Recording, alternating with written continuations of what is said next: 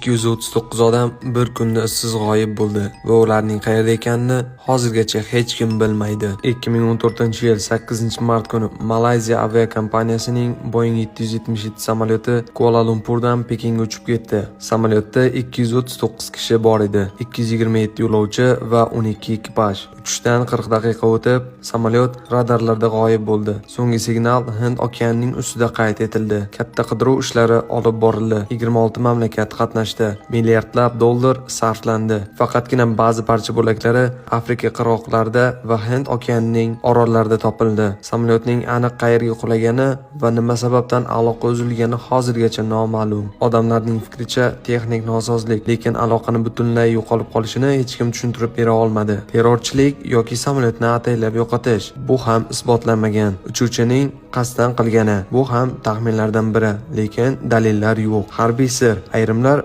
buni yashirilgan operatsiya deydi. Bu voqea haligacha 21-asrning eng katta jumboqlaridan biri bo'lib qolmoqda.